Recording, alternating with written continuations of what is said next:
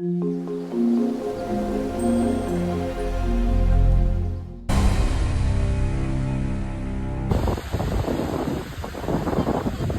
on the beach, guys, and I thought there would be never a better location than the beach itself to start to talk about the topic waves. It's a busy beach, it's a Warsaw beach over here, and right here we can see the amazing view of Mumbai.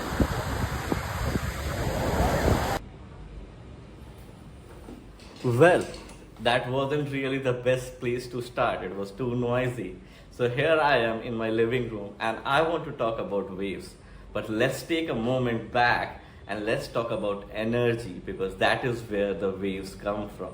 So let's say that energy is a person and it wants to enter universe.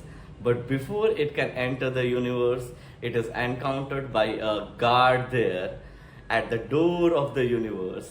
And what the guard asks him, do you want exclusive position? Well, that simple question needs to be answered before energy enters the universe. Well, if the energy answers it as yes, I want exclusive position, then the energy will have to take form of a particle. Whereas if the energy chooses to answer it as no, then the energy will take form of a wave.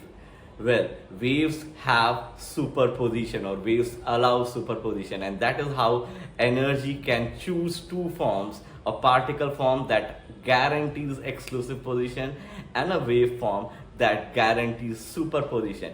Both of these have some trade-offs.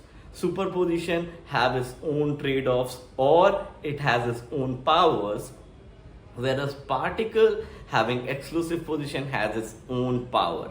So if our energy is in the form of particle, it can enjoy what force can do. What I mean by this is force can do three things essentially. A force can push or pull an object to make it accelerate or deaccelerate. If the force is acting 90 degrees to the particle moving, it makes the particle change its direction. And if a force is acted to a constrained particle, it can change its shape. So particles can enjoy what all the three things a force can do. But what if you apply the same force on waves? Well, if you apply forces on waves, interestingly, you can neither accelerate, deaccelerate a wave. So, or you can not change its direction, or you can't squeeze it even. Well, if you think about like applying force to a wave, if you are hell bent on applying force to a wave, it might result in changing its frequency or wavelength. So essentially, when a wave gets squeezed in or it gets dilated, that's what we call Doppler effect. So waves, when applied by a force, will not get resulted into acceleration or deacceleration. It can undergo a shift in frequency, and that's what Doppler effect is for. Now let's take a moment and talk about what are the superpowers that superposition gives to the wave, or what exactly is superposition. So superposition is basically on the same position. If you have two or more waves, there is something special or super about that position. What is that super thing? There is two or more waves at the same position, and that's why it's called superposition. And with superposition, what you can do is you can increase the intensity of the wave. Let's imagine a TED Talk. What makes TED Talk TED Talk? Well, this is a meme here. So if you are just talking without a spotlight, it's just a discussion. But if you're talking with a spotlight on you and you're talking to many people there, then it just becomes a TED Talk. So basically, what makes a spotlight? If you have multiple lights falling on the same place, that makes it a spotlight. So we know that waves doesn't care about sharing its position. In fact, it readily shares its position.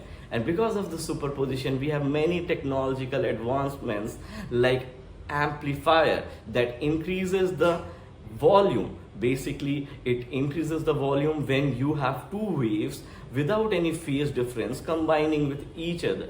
But what is the opposite of this? We can have two waves that are opposite in phase combining with each other, and that leads to an application called noise cancellation. And we have active noise cancellation earphones. So using this superpower of superposition, waves can do many amazing things. So this was a brief about how energy can choose its exclusive position and superposition. In the next part, I'll dive a little bit deeper into what makes a particle. We all know that a particle has to be having made up of matter. And what's the definition of matter? A matter is something that occupies volume and has mass. So let's imagine the check boxes going on. Let's say that matter, what are the two check boxes here? Matter have mass and volume both present to it.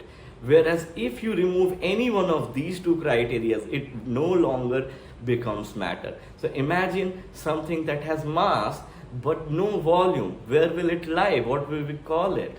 Well, that thing will be called basically a black hole, because black holes have enormous mass and negligible volume. What if we have no mass but lots of volume? Well, that entity is also there. It's called vacuum or empty space. Now imagine we have no mass and no volume. Will it be something? Will that thing exist? Well, this is where the waves come in. Waves neither have mass nor volume, but they do exist. So basically, waves are more pure form of energy. And what is a wave? Wave is just a fluctuation or a disturbance. We will dive into the phenomena of waves and the terms used to describe waves.